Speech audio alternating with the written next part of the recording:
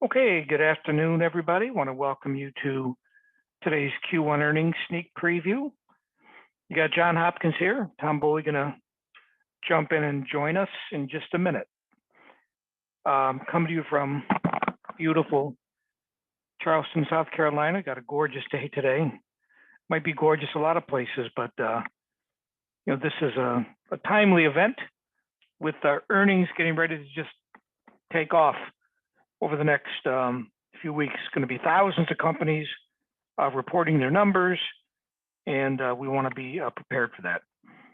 I want to mention to everybody that we will be recording and are recording today's session. If for some reason you're unable to stick around, no problem. We'll make sure everybody gets a recording of this event. Do also want to mention that on Monday, we have a members only event when Tom will be unveiling the next batch of ETFs to our members. So every 90 days, there's a new batch of ETFs that are made available to our members, becomes part of our model ETF portfolio. And unlike today's event, which is open to any member of the Earnings Beats community, that's a subscriber event only. And so if you're already a subscriber, you'll get room instructions prior to the event on Monday. Goes for our trial members as well. So if you're on trial, you'll also get access to that event. And if you're just coming in today at somebody new to Earnings Beats, you can easily sign up for a no-cost trial by going to the site. Tom will show you that later. And that would get you a seat to Monday's event. And then the following Monday will be our follow-up to this event, which will be the Q1 earnings webinar. So today is kind of a sneak preview of what's going to be covered. And by that time, more companies will have reported, and there will be a ton of companies getting ready to report just as we have that event. And that's going to be a critically timely period for people are looking for opportunities from companies that either have already reported and could pull back to very good entry levels, or to companies that are slated to report that Tom has identified as potential targets that look like they could come up with strong earnings. Anyways, a lot going on over the next few weeks or so, and I want to make sure everybody's aware of that. Anyways, I want to see if Mr. Bowley's around so we can get this thing going. How's it going, Tom? Good afternoon. How are you doing, John? I'm doing great. Yeah, it's sounding good. And we got a nice crowd assembling here. And I know, there's a lot to cover, so I'm just going to step aside and let you take over. I figured you'd probably be heading to the Heritage Golf Tournament.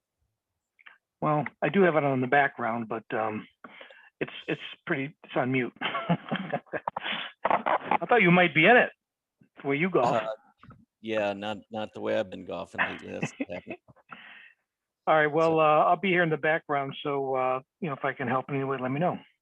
All right. Sounds good. All right. Let's go ahead and get things started. Why don't we go ahead and pull that agenda up? We'll jump right in. First, I just want to welcome everybody. Really appreciate you taking time out on your Saturday.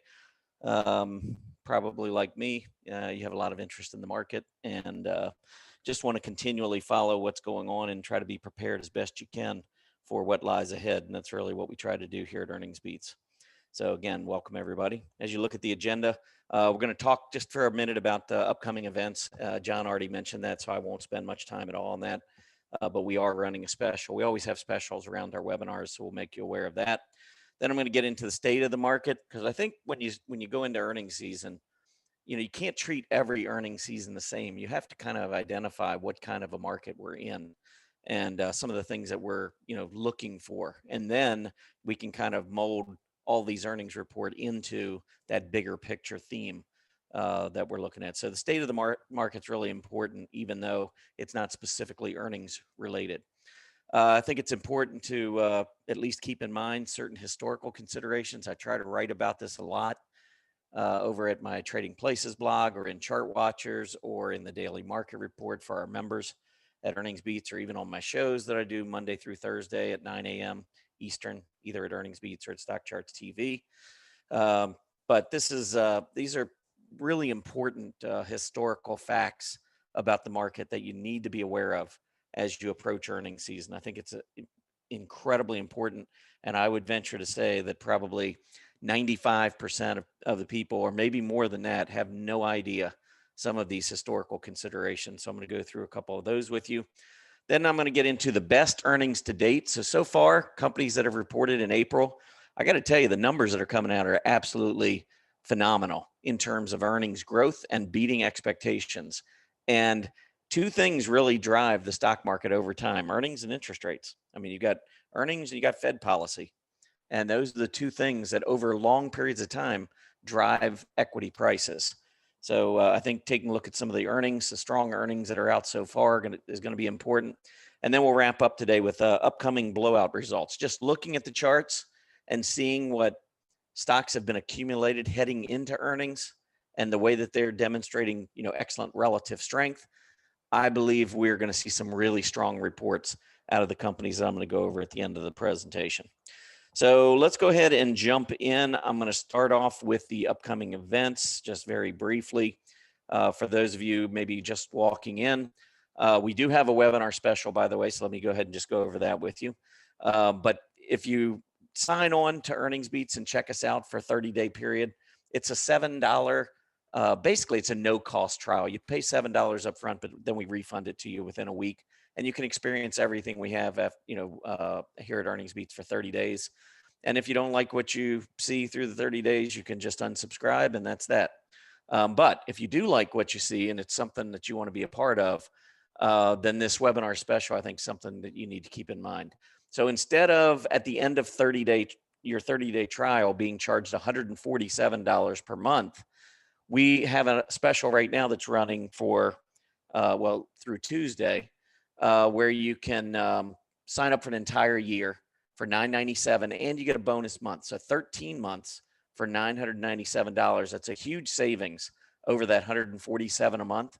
And let's say you take out the trial and you decide, okay, I want to go ahead and give this a shot, for a year. The rest of your trial will be added as well. So your 13 months doesn't start until you get to the end of your first trial month. So anybody starting today potentially would get 14 months for that $997, which I think is a great deal. It runs through Tuesday. If you want to come back in here and review it later, once you go to earningsbeats.com, just click on that webinar special at the top, and you can come back in here and check it out. John mentioned Monday, we've got our next draft, what I like to call our draft. Every quarter, we draft our ETFs in an attempt to try to outperform the S&P 500. First quarter, we've done this now for 2 quarters for ETFs. First quarter, we had great results. We were up about 7%, 6%, something like that, over and above the S&P 500. So I think we were up 17%. The S&P was up like 11%. And that was running from October 19th to January 19th. The current period hasn't been so good. We've been in a great market. Unfortunately, we did have a little bit more invested toward small caps and growth stocks. And so we've given back essentially what we had outperformed in the first quarter. So we're trading roughly, pretty close to what the S&P 500 has done over the last 6 months. And we're going to be looking to try to outperform it in the next quarter. So that draft of the ETFs will be held on Monday, and that is a members only event. And then next week, the following week on Monday, we'll have our Q1 earnings.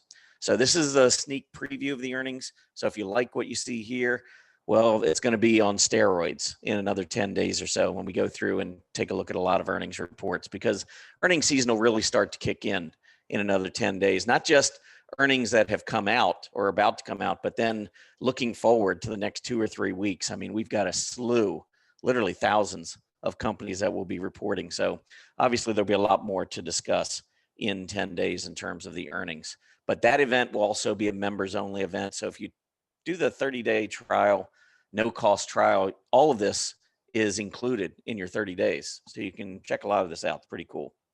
All right, let's move on. We're going to get into state of the market. So when you look at the earnings season coming up, I always like to just step back and take a look at what the market looks like overall, and then what some of the signs are, some of the things that we like to look at in terms of evaluating the strength of the market.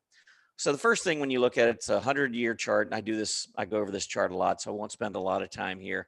But you can see long stretches of periods. I'm talking years where the S&P 500 goes nowhere. We saw that from 2000 to 2013. We went nowhere until we broke out in April of 2013 above the 2000 and 2007 high. That was 13 years of going nowhere. If you go back to the late 1960s into the early 80s, another dozen years or so going nowhere until you break out.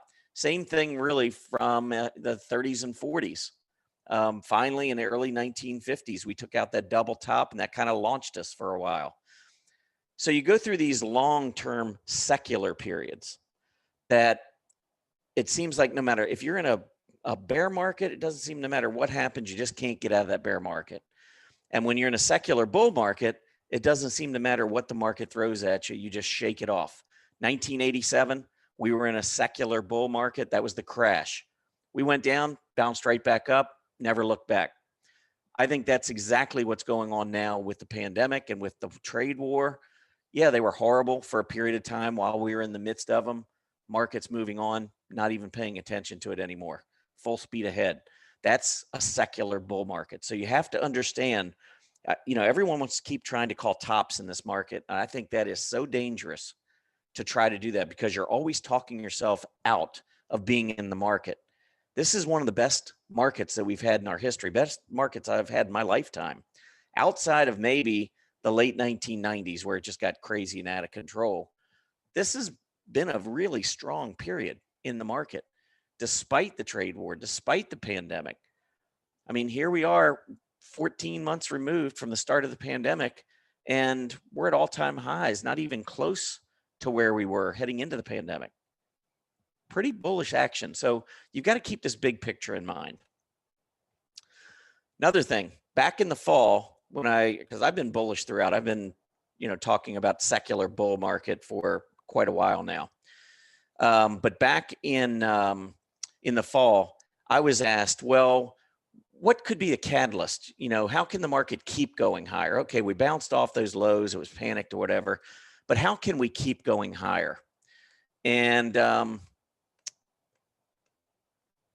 a timeout. Hold on a second here. Let's see if I can get this chart up for you.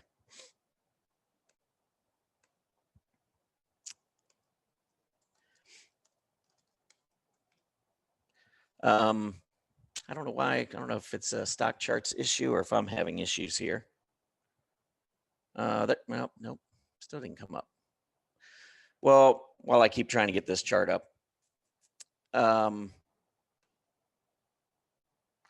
tell you the other thing this might be is I have a lot of problems with Safari. So let me hold on one second. Just bear with me. I'm going to try to get over to Chrome and try to pull this up.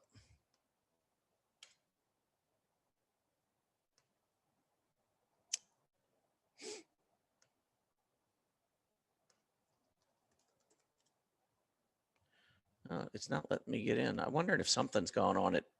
John, can you try stock charts and see if you're having a problem? Yeah, hold on a second, okay? Yeah, I'm getting nothing at stock charts on either Safari or Chrome.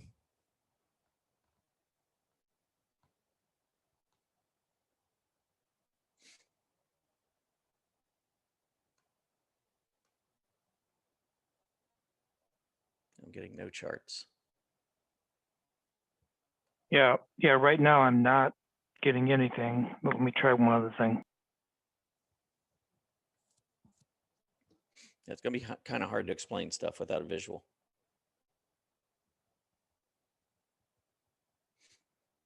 Okay, Chris is reporting it's on their end. Yeah. It's for sure on their end. Well, that's hopefully, I'll keep an eye on it. Sometimes these can be very brief, but I'll keep trying to let you know if I, get something here. All right. Well, I tell you what I'm going to do. I'm going to skip around a little bit. Fortunately, I have already set up some stuff. I'm going to move on to the historical information. We'll come back and look at the other stuff later. Because what I did is I pulled up a few articles that I've written recently. And I can go through and talk about some of this while hopefully things get straightened out over at Stock Charts. So the first article that I wanted to talk about was this one that I wrote back on April 2nd over at Chart Watchers, just talking about the earnings related setups and what they can look like and all. And so I pulled up this stock MKSI, MKS Instruments, and just talked about the fact that, when you get many of these pre-earnings moves, they kind of give you a sense of what Wall Street is expecting. So here you can see MKSI making this huge move, and then it came out with their earnings in January, and the stock then, proceeded to sell off for a few days. But in this case, the good news was already built in. So the example I was given here is the pre-earnings hype. So this is where you get a lot of companies that will make these big moves, and then earnings come out and the good news is already built in. So you have this great earnings report, everyone's excited, and then the stock goes down for the next couple of days, couple of weeks, whatever. And folks don't understand that. They look at it and it's like, the market's rigged. How can the stock go down? The earnings just came out great. Well, it was built in. So that's, one thing you have to be aware of. And then you can see this was the rest of the story back then. Here was the drop. Here was that earnings report, and the drop went back down to key support level and then came right back up again later. But a lot of times at this point, it's too late. Anybody jumping in with the earnings report already probably very frustrated by being down 10 or 20% in a month. And so they get frustrated, they sell, and they move on to another stock, another area. And then, of course, MKSI comes roaring back. So you have to just be aware, pre-earnings hype, buy on rumor, sell on news.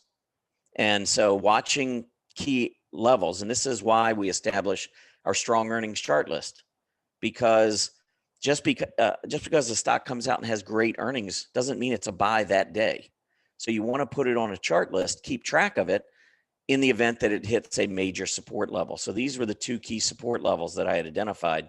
We went through the first one. Actually, we held the first time at the first one, then went back down, tested this second one twice, put in a double bottom, and then broke out. MKSI certainly looks a lot better now that it's had that period of consolidation.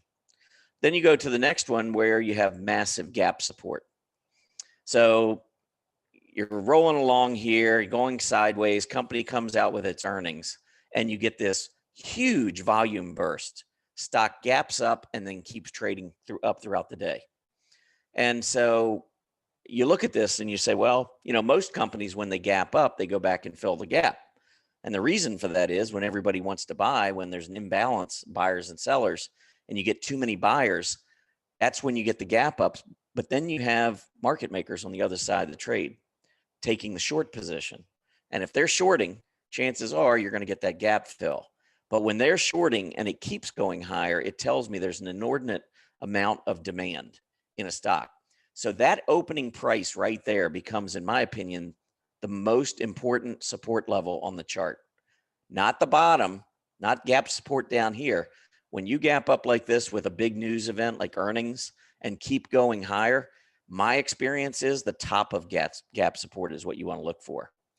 Now, recently, a couple of weeks ago, there was I wrote in a daily market report a number of stocks. There are the 4 stocks that had all come down and hit some pretty big support levels with reversing candles. Here was Zscaler. So you remember this candle right here back at the beginning of December? Well, let's fast forward. I want to show you what this looks like. So there's the beginning of December. There's that move. So we come back down and there was that hammer that printed right at that gap support level. 2 days later, 10% move back up to that 180. Last time I looked, I think Zscaler's now up to like 195. I think it's near the near the 50-day moving average and near that $200 price level. So you just have to be aware of how the market operates heading into earnings. If you get sideways consolidation and then you get a great report and you get a great reaction, you want to keep track of that chart.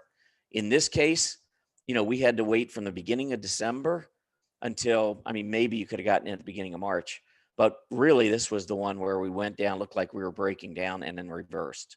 So you'd have had to have waited almost 4 months for this trade to set up, which is why, again, we want to try to keep track of these things. All right, so that was one article that I'd written recently about earnings. Here was another one. This one I think is really important because this isn't specifically about any stocks. This is about how the stock market works. If you look at the S&P 500, I have a spreadsheet that goes back over 70 years. I have every day's price action on the S&P 500 for the last 71 years. And I keep track of the performance, annualized performance of different periods throughout the year. But each calendar quarter, I just want you to take a quick look at how we do in the first half of the calendar quarter versus the second half. So the first half, January 1st to February 15th, our annualized return. This doesn't mean that every time we go from January 1st to February 15th, we go up 12%. That's not what this is saying.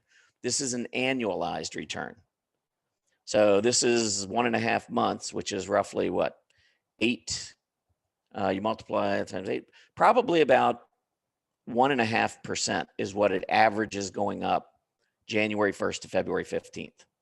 So you may think, well, that's nothing, 1.5%. Well, if it did that every 45 days, your annual return would be 12.38%. I think that's pretty significant. February 16th to March 31st, the second half of the calendar quarter, 4.8%. So, I mean, that's 2.5 times, more than 2.5 times what you get in the second half of the quarter. Look at April to June. This is where we are right now, April 1st to May 15th. Look at that annualized return, 14.48%, the first 45 days of this quarter. The second 45 days of the quarter, 1.7%. I mean, if you didn't participate in the pre-earnings run-up, and then as earnings season kicked into gear and, companies were reporting there for a few weeks, if you weren't in during that point, you're like, okay, earnings season's over, good numbers, let me get in now. So you jump in on May 16th, you make nothing, almost nothing.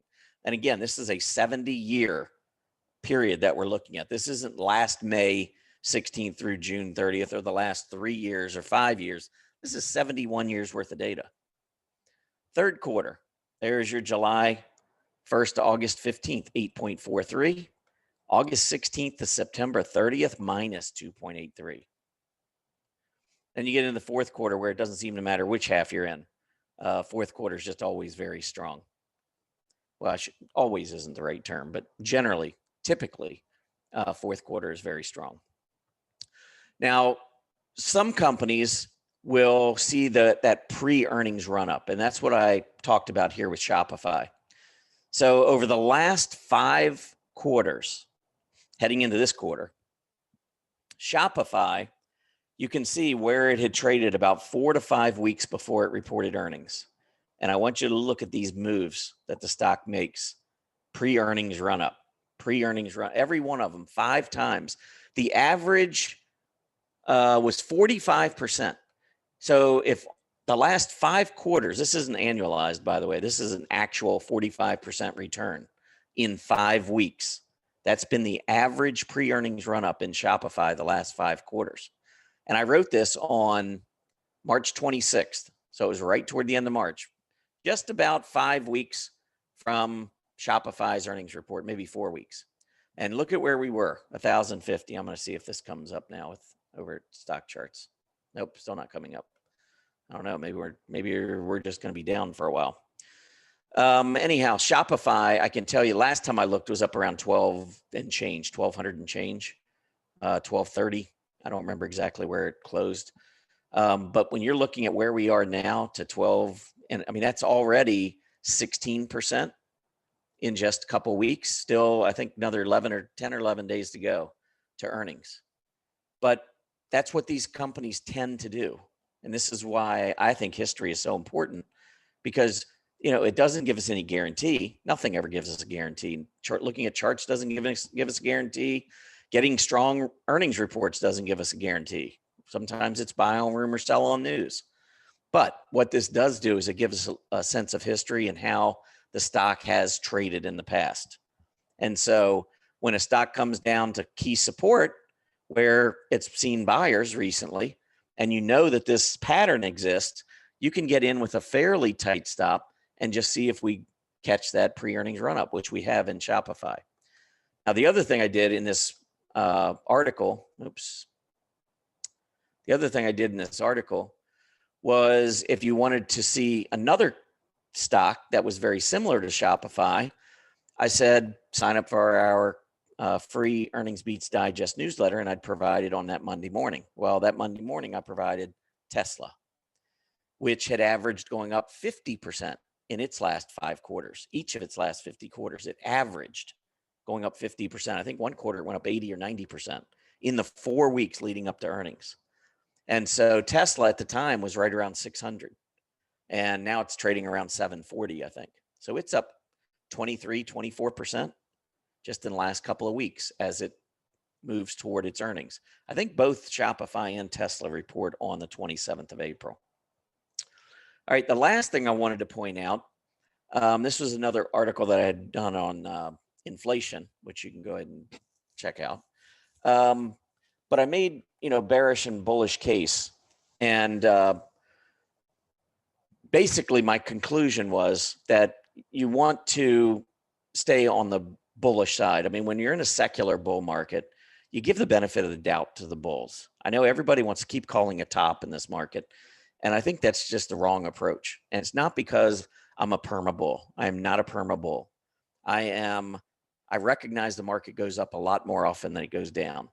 So to always be trying to call the top is an exercise in futility. It just hardly ever works. I mean, I showed you back at the very beginning how that secular bull market goes on for years and years.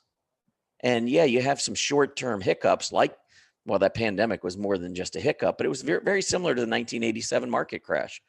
1 month down, and then we start working our way back up. That's different than a secular bear market like we had from 2000 to 2012. When we go sideways, we have multiple bear markets, and then we have these mini cyclical bull markets that kind of get us back to where we were before, and then we get slammed again. So that for a period of 12, 13 years, we can't make a breakout. We go nowhere. That's completely different than what we're in right now.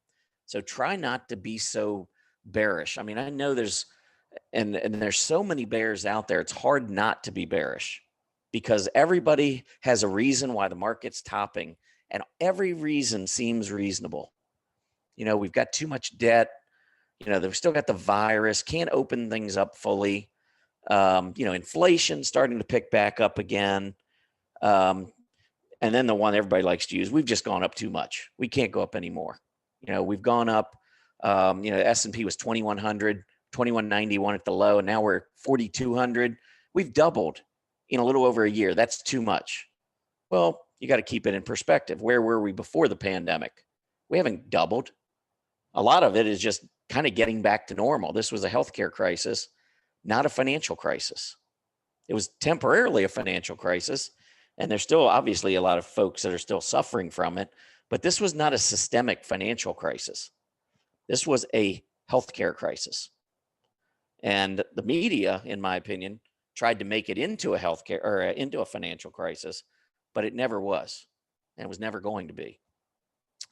So anyway, I kind of came down to this conclusion, and one of the things that I looked at, and maybe this will help explain a little bit what we just went through in March, because March, typically it's not a bad month. It's just that a lot of times money will rotate into defensive areas. So what I did is I pulled up the IWF, which is the iShares growth stocks. And then you've got the IWD. I think it's the iShares Russell 1000 growth.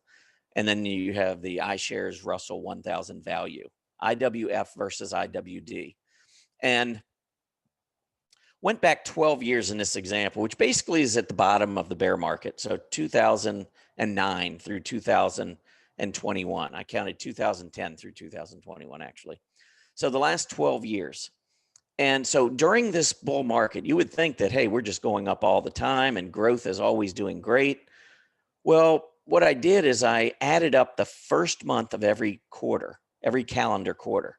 So I took January, April, July, and October, and I added up the IWF, IWD outperformance, that ratio.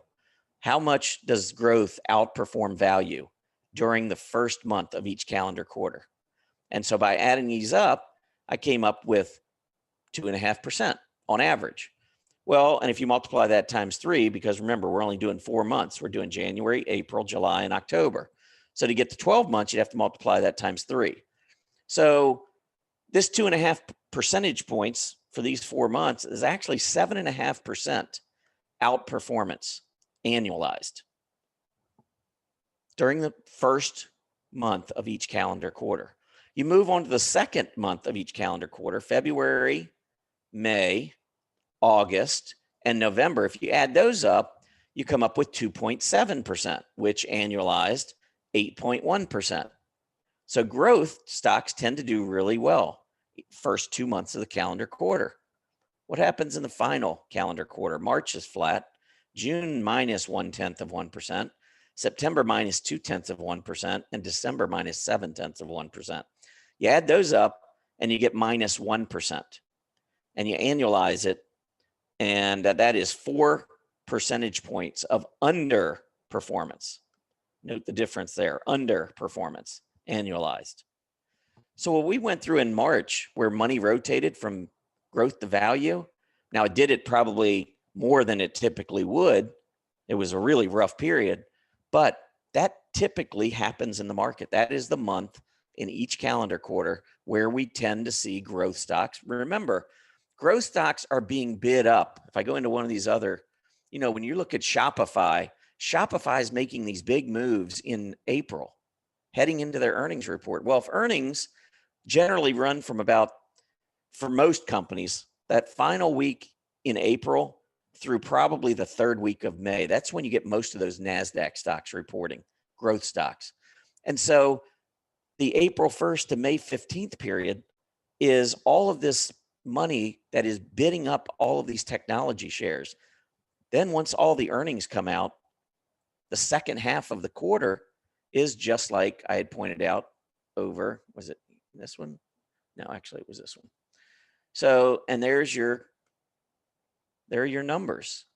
So as we head into earnings season, this is something you've got to always at least keep in the back of your mind, that the stock market historically goes up before these earnings reports come out. Wall Street sends their analysts out to these companies. They already know what's going on. So that is something that you have to be aware of as a trader going in. If you're going to make your money, you can't wait until after the earnings reports come out. You've got to see what companies Wall Street is investing in when it's happening before the earnings come out.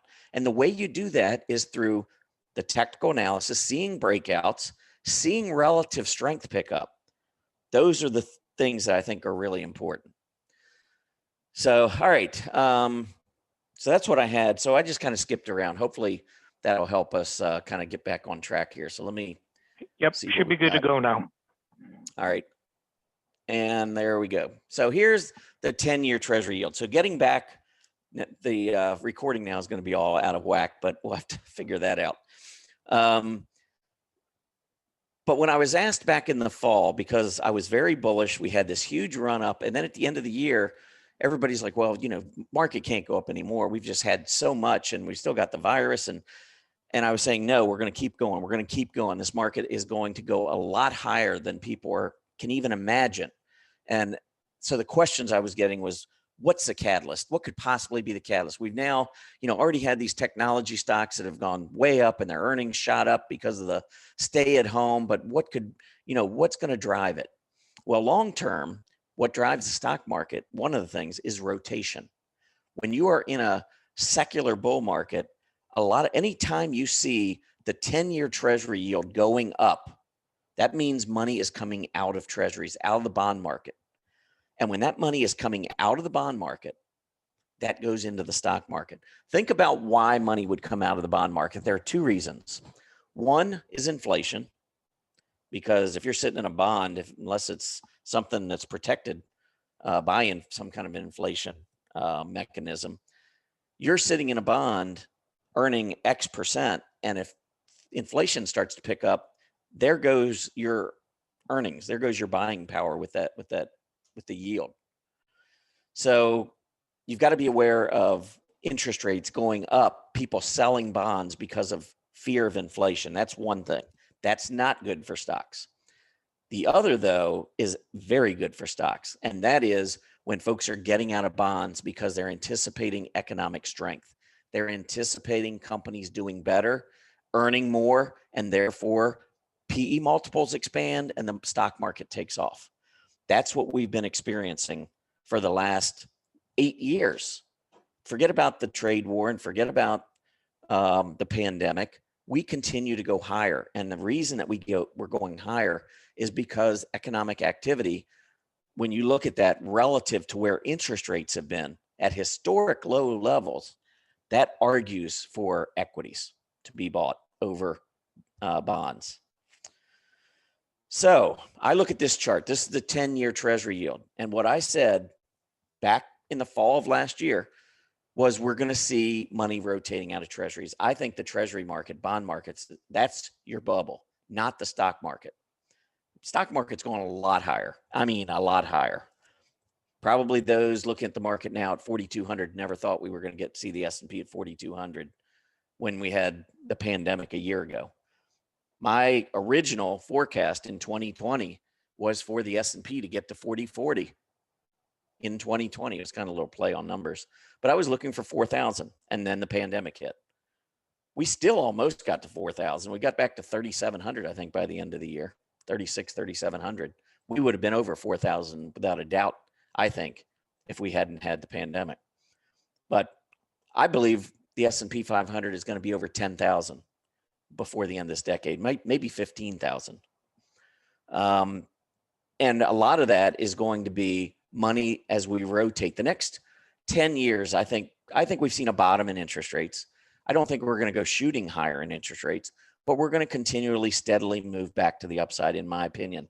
And I think as that happens, money is going to be rotating out of treasuries and into the stock market. And that's what's happening. Now, if you go back and you look over the last 10 years, look at the periods when the 10-year treasury yield goes up versus when the 10-year treasury yield goes down. Here we went up for a year and a half. S&P went up 42.8% during this period of movement to the upside. Over the next 2.5 years, the yield was moving down, and during this entire 2.5-year period, the S&P went up 10%. 1/4 of what we did in a year and a half prior when yields were going up. Then in 2016, we saw the yield go up for the next 2.5 years. S&P went up 44.4% during that period. The yield comes down for the next year and 3/4. The S&P ended up going up 10.4%. A lot more volatility, by the way, when you're seeing yields moving down because money is rotating into treasuries, which is defensive. Why would people get defensive? Well, something is scaring them. Hence the volatility, the pandemic, the trade war, the election, all kinds of different things. But now here we go with the yield moving back up. And just in the last 9 months or so, with the yield flying, the S&P's tacked on 29.4%. And here's your correlation between the direction of the 10-year treasury yield and the direction of the S&P 500.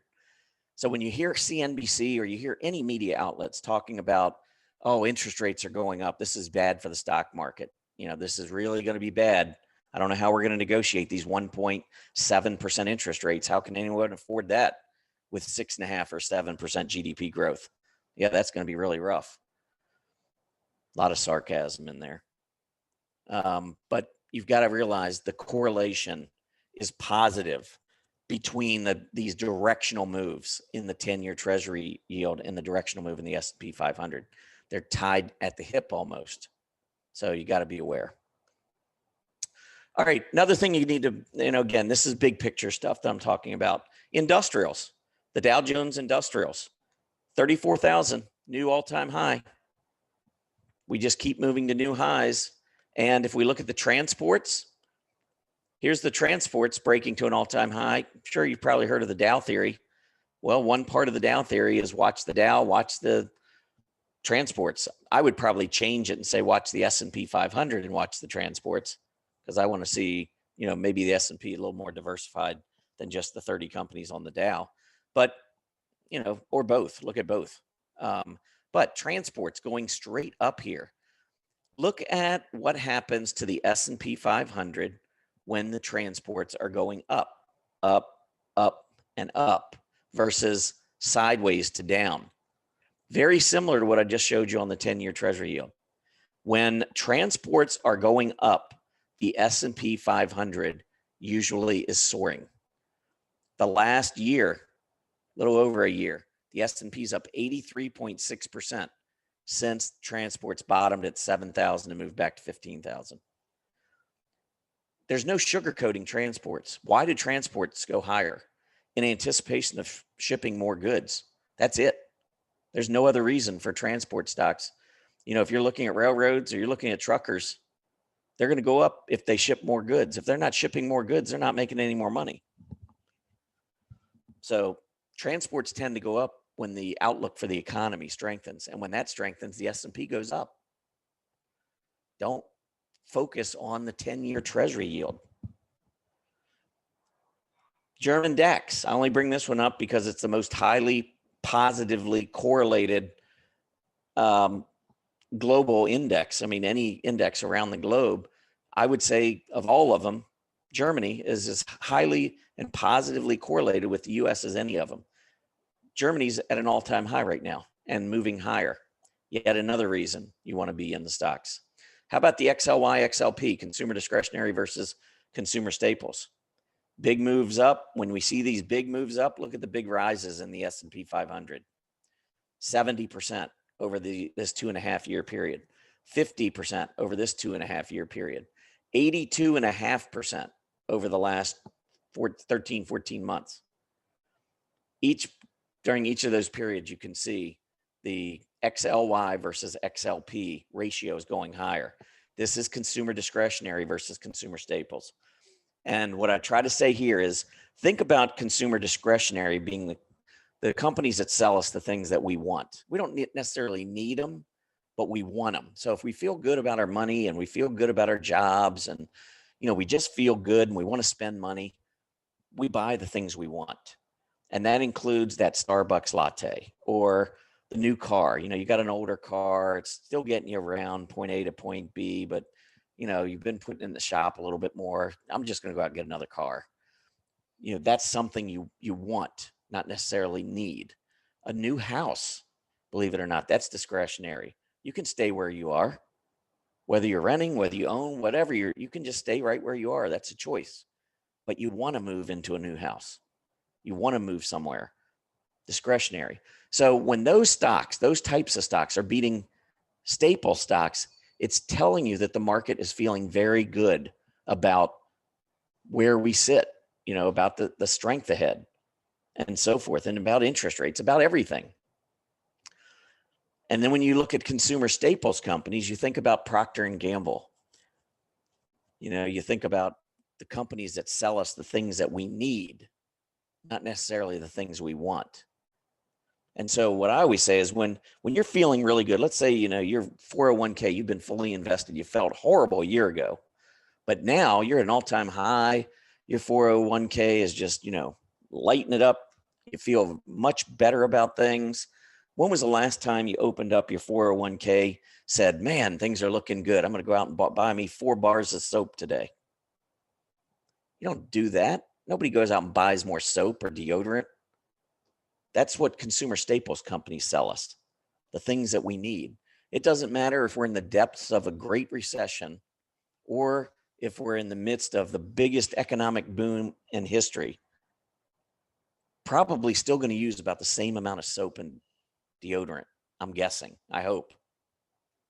Doesn't matter. That's not what drives you to buy those things. That's why it's really important to follow this ratio. There's your positive correlation. The XLY versus the XLP relative to the S&P 500. Looking at it on correlation, it's almost always positive. These are the things that matter, not the crap that you hear in the media. You have no idea what the agenda is for people who are going to the media and you know, all the media really cares about is the clicks. They want something that they want the train wreck for headlines so that you'll click and come to their article.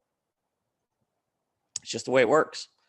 And that's not to say there aren't things out there to worry about in life. I'm not trying to say that, but everything is skewed in the media towards the negative. And it's human. If that's what you're consuming on a regular basis, you're going to be a pretty pessimistic person when it comes to finances and the market and how it's overpriced. And my favorite right now is whenever I read articles talking about the PE ratios, because PE ratios are based on price and are based on earnings. Well, guess what? Look at the earnings that have come out in the last 3 days. Let me read you some of these earnings. Actually, should I do it now or just wait? Yeah, I'll read a few of these to you. Let me give you these earnings reports that have come out so far. Goldman Sachs, $18.60 was their last quarterly that just came out this past week on Wednesday. They reported $18.60 in earnings. The expectation was $9.79. JP Morgan was expected to earn $3.05. They earned $4.50. Lovesac company, smaller company, expected to earn 56 cents. They earned $1.37. Wells Fargo, I think this was one of the best reactions so far. I'm going to say it was the best reaction to any earnings report so far. Wells Fargo expected to come out 69 cents. They came in 105. These aren't even close.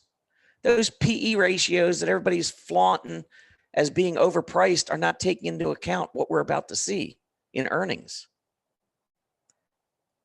That's the problem with PE ratios. You know, you get new data and then you have new estimates going forward. Everything gets raised. You're always, in my opinion, looking in the rearview mirror. You're always talking yourself out of buying stocks whenever you look at PE ratios. They stay high for years at a time. And then you get into it comes back to normal when you start to see signs of a recession. That's when you got to be worried about PE ratios, not in the midst of raising economic forecasts. Don't worry about PE ratios right now. There will be a time for that, not now. All right, so here's your transports versus utilities. Very similar thought process to the XLY, XLP. Transports going to do well when the economy accelerates. Utilities are going to do worse. And so the ratio here is pretty important to watch. When you go through periods where the market struggles, normally transports are underperforming utilities. But when transports get on a roll to the upside relative to utilities, it coincides with big moves in the S&P 500. Last two charts I'm going to give you on this kind of historical perspective, or really state of the market, this particular segment. But here's the S&P 500 on top for the last 20 years. And then here's technology relative to the S&P 500, consumer discretionary relative to the S&P 500, communication services relative to the S&P 500, industrials relative to the S&P, and then financials relative to the S&P. Now, when you look at this, when you're in a sustainable bull market advance, you are generally going to see these aggressive sectors outperforming. They're going to be rising on a relative basis. Technology on fire, consumer discretionary on fire, communication services on fire. Now, industrials were fine until the pandemic set in, and then had 3 months of really bad stuff in industrials. And then industrials started rolling again. Financials even more so. We had an uptrend, but that was broken with the pandemic. But now we're uptrending again. Right now, what I am seeing are all 5 of our aggressive sectors looking solid on a relative basis. That does not happen at the onset of a bear market. I want you to go back to 2007 and 2009 when we really had a bear market that was going to last. We were rising for 4 or 5 years, 2003 to 2007. Technology was flat. There was no outperformance. Consumer discretionary reached a high in 2005, beginning of 2005, and began rolling over. So as the market kept going higher, consumer discretionary was doing worse than the S&P 500. That was not good. Communication services were not out yet. Industrials was the only group that I would say of these five that, in my opinion, looked like we were in a bull market. Financials, yes, they were fine until the beginning of 2007. But think about this. We topped on the S&P 500 in October of 2007. Financial crisis 2008, no doubt. If you'd been following relative strength, financials during 2007, before we even topped, financials had moved to a 5-year relative low versus the S&P 500. Wall Street was already getting out before we had the bear market. That's why it's so important to watch these relative charts, because they'll give us warnings. Wall Street cannot get out of their aggressive positions without it showing up on the charts. They can say what they want, and they can push whatever narrative they want in the media, but they can't get out without us seeing it on the charts. Got to follow the charts. Defensive sectors. I mean, looking at what's going on now, you don't expect defensive sectors to lead during, bull market advances, and they're not. Consumer staples topped in 2016, back when we had all that consolidation to 2014 to 2016. Same thing with real estate, same thing with utilities, and for the most part, same thing with healthcare.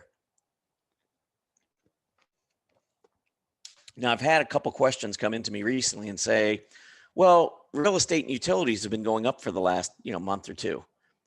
Should we be worried? And now look at the long-term chart. This is what we're referring to. There's a little bit of movement up there in the real estate.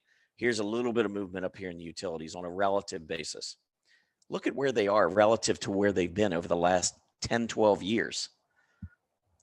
Both of these broke to multi-year lows on a relative basis at the end of last year, early this year. Defensive groups are not leading this rally. I mean, you can't go down every day or every week in these groups. They're going to periodically lead, but I think it's pretty clear that these are heading in the opposite direction of what we just looked at with the aggressive groups. Anyway, that's why I think you got to be a little careful. When defensive groups begin to lead, here, this was 2003 to 2007. Here you had utilities rising on a relative basis, here you had real estate rising on a relative basis. Utilities were absolutely killing it on a relative basis. Those are two of the defensive groups doing really well in what was supposed to be a bull market. So again, there are things that we can be looking for.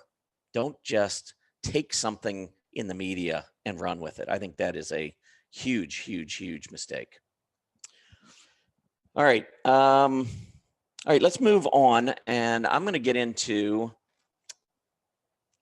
I'm going to give you 10 stocks that I think have already in April provided us really good earnings reports. And these are 10 that on pullbacks, I would be interested in buying. I'm going to start with SGH, which is Smart Global Holdings. Look at the AD line taking off. Here was the breakout. Look at the volume. This was earnings related, by the way, breaking out with its earnings. So we had sideways consolidated for a little bit. Then we got the breakout with earnings, with heavy volume. And it's in the semiconductor space, which is still one of the best areas of the market. So it is one of the top performing semiconductor companies. That's what I want to look for. Companies that look good on their charts, have good accumulation distribution, and are leaders in their group. And it also helps if their group happens to be a leading industry group. Next up, Levi Strauss, LEVI. And I can give you some of these numbers too, by the way. So SGH, 87 cents in earnings, beat the consensus estimates of 80 cents. So 7 pennies up. They also beat on their top line. Levi, 34 cents was their earnings. Expected to have 24 cents, came in at 34. Easy beat on their top line as well. And you can see here are the numbers. The gap up with earnings came back down, then took off again. AD line breaking out. And look at the relative strength. So it is outperforming the S&P, and it's outperforming its clothing and accessory peers. Third stock, Constellation Brands. AD line just starting to turn up, but I really like it because it came out with earnings and it looked like things were really bad because we gapped down. I just think we've been consolidating. I'd watch for a breakout. I think Constellation Brands going to break out. I think the gap down here was an opportunity. Look at the heavy volume and the reversals. That heavy volume closing back near the high of the day is what sends this AD line up. And then we've had really good days, 5 hollow days in a row, meaning that we're closing above the open on better than average volume. And look at the relative strength. I mean, at the high over here, we were at a relative strength high. And so while we've been doing this consolidation, we've lost a little bit of relative strength, but this is a clear uptrend relative to its peers. So I like this one. Goldman Sachs. Goldman Sachs, look at that AD line last 5 or 6 months. Great price action. Investment services moving higher, and Goldman Sachs very strong. And by the way, Constellation Brands, $1.82 versus $1.49. That was the earnings, beat by 33 cents. These numbers aren't even close for most of these companies. So you're going to have raised forecasts. That's why these stocks are not overvalued. They're going to have to continue to grow into their future valuations based on these growth numbers. Goldman Sachs, I told you before, 1860 earnings per share. Expectation was 979. The Lovesac Company, $1.37 versus 56 cents. Told you that one as well. AD line breaking out. Here's your volume breakout with earnings. Went down, tested the 20, now turning right back up, heading higher again. Nice relative strength. Next up, Wells Fargo, mentioned that one already, $1.05 versus 69 cents. Huge beat. I just love the fact the AD line now is at about an 8-month high. Price action's been good. Volume trends are improving. And instead of downtrending, I don't know how long this stock's been downtrending, but let's just see. Go back 5 years. Here's Wells Fargo versus the bank. The last 5 years, it's been going down. Let's try 10 years. I mean, this is a bank that has just not been any good for a long time. This is where we topped. Beginning of 2016, I think we've bottomed. I think we are now starting this move back to the upside on Wells Fargo. And hey, if I'm wrong, if it breaks back down, it starts to underperform its peers, loses its moving averages, then you get out. But from what I'm seeing right now, I think with the volume coming in, I think there's accumulation taking place, and I think the bottom is in on Wells Fargo on a relative basis. All right, Alcoa. You know, I was looking earlier. You know what the strongest industry group is based on weekly PPO? Relative weekly PPO. So this is looking at, say, aluminum versus the S&P 500 on a weekly chart. The relative momentum is highest on aluminum right now versus every other industry group.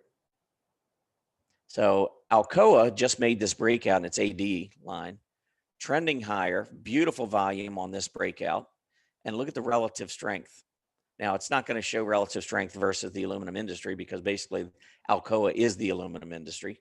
But Alcoa relative to the S&P 500, you can see making another breakout. The aluminum group making a new high, AD line, new high. Alcoa looks good. Next up, got 3 more here of these. Schwab. Schwab's pulled back a little, but I think it's an opportunity. So you got the AD line, which was right near pretty much a 10-month high. It's pulled back a little bit recently during this consolidation period. But just recently, the beginning of this month, Schwab was at a new 52-week high relative to investment services, its peers. And now, while it's been consolidating here, the groups continue to go up. So that's sent its relative strength down. I think that's setting up for an opportunity, though. I mean, I believe maybe we get down to about 62.5, 63, maybe. I'm not even sure we go down that far. But I would be looking for Schwab to turn back around and head back to the upside. Schwab came out with their earnings, and they posted 84 cents versus 82. Okay, so only beat by 2 cents. Pretty easy beat on the top line, though. $4.72 billion versus 4.57 billion. So 150 million ahead of expectations in terms of revenues. Next up, 2 to go, United Health. So United Health expected to post $4.42. They posted $5.31. Now this one is probably the only one that to me shows a very weak AD line. But when I look at the relative strength picking up over the last 2 or 3 months, the volume picking up, and see how all of a sudden we're starting to hold the 20-day moving average, that's an uptrending stock. When you have a stock that's not trending, you'll see moves below the moving averages, above, below, above, below. You see how the moving averages really are doing nothing?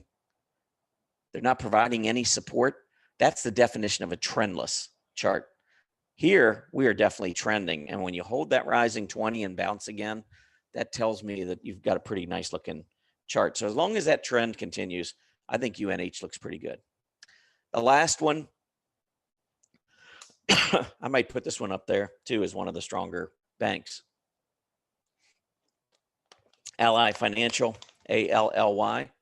Now the AD line, it's definitely been strengthened the last few months. I'd like to see it get up here, maybe break out above that September high. That would be a little bit more confirmation. But this has just been such a steady mover to the upside. And look at it relative to the bank index. You go through maybe 3 weeks here and maybe 4 or 5 weeks here where we saw a little bit of underperformance. But outside of that, over the last year, this stock has just been consistently outperforming its peers. So I got to like that. All right, last segment I'm going to do, and this is going to be looking ahead. So upcoming blowout results. This is what I'm expecting, and I'm going to give you a dozen of these. Let me one last thing on Ally. Yeah, earnings on Ally. Market was expecting $1.18. They came in at $2.09. These aren't little beats on earnings. These are crushing. Companies are crushing earnings estimates. That's going to change future projections, estimates, and in my opinion is going to, even though interest rates are going up a little bit, because rates rising do impact valuations on growth stocks, because you've got to use higher interest rate to discount those future earnings. So, and that takes something away. But that's assuming that the future earnings aren't moving. The future earnings just keep going up, up, up faster than interest rates are rising. So I think growth stocks are still where it's at. But anyway, just thought I'd point that out. All right, so let's move on to the upcoming blowout results. And I'm going to give you my picks. First one is Travelers. I see a stock that has been going up now for the last several months. Travelers was one of the top performers in its insurance area on a relative basis when it set its top here. It's been consolidating. I think we're going to get blowout numbers, and I think we're going to gap up and take out that prior high on Travelers. And what I did on the chart, as you can see, this is actually, they are reporting April 20th, which is Tuesday before the market opens. IBKR, Interactive Brokers. Look at the group itself, investment services. Up until about a month ago, it was a leader, but it's been consolidating. I think this is going to turn into be a cup. I think we're starting to turn back to the upside here. And I think when earnings come out, we have a chance. I don't know that we'll break out with the earnings, but maybe that puts in the right side of the cup and we pull back one more time. But I do expect a good report here. Key Corp, KEY. This is also in that banking area. We've seen a lot of the banks reporting already. A lot more will report this week. But Key Corp, AD line, pretty strong. I think we're continuing to consolidate. And again, at the top here, this was a leading stock in banks, but it's been consolidating. And while it consolidates, it loses relative strength. The relative strength starting to turn back up, though. I think we're going to get a breakout here on Key Corp. Autonation. This is probably one of the strongest specialty retailers out there. Stock has just continued going up. Even when specialty retail was sideways consolidating, Autonation was finding new highs. So you can see relative to the specialty retailers breaking to new highs, AD line at a new high. I think Autonation is going to have a great report. But once again, that doesn't always mean a great reaction. So if the numbers are great and we get a pullback, maybe we get a pullback to the 50-day. I think that would be a great opportunity to get into a stock like Autonation. ASML, so looking at the chips, just recently made a breakout in late March, early April. Look at the volume pouring in on this move to the upside. Look at that AD line breaking out again. Look at relative strength. This is one of your stronger semiconductor stocks. Look for a big report coming up on Tuesday. Or actually, was that Tuesday? That was Wednesday morning before the market opens.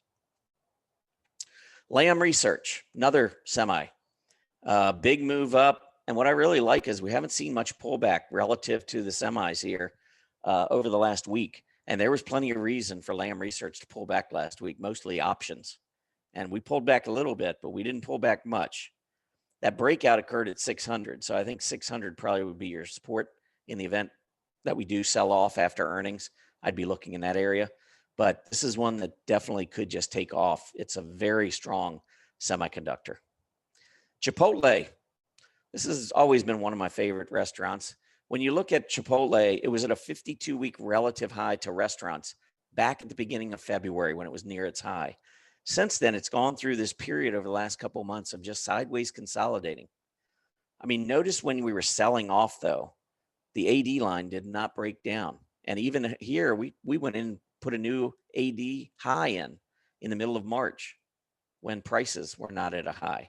So I don't know. I'm just watching to see, but I think we're going to get a breakout on CMG with its earnings coming up. I would not be surprised to see a really good reaction on Chipotle. SLM Holding, SLM AD line took off during the month of March. All this volume coming in, did break out again. Look at the relative strength going across here. So you've got a lot of strength here on a relative basis. And that tells me Wall Street's accumulating. Expect a good report. Snap had a rough day on Friday, but I looked and they had so many in the money calls. It was unbelievable.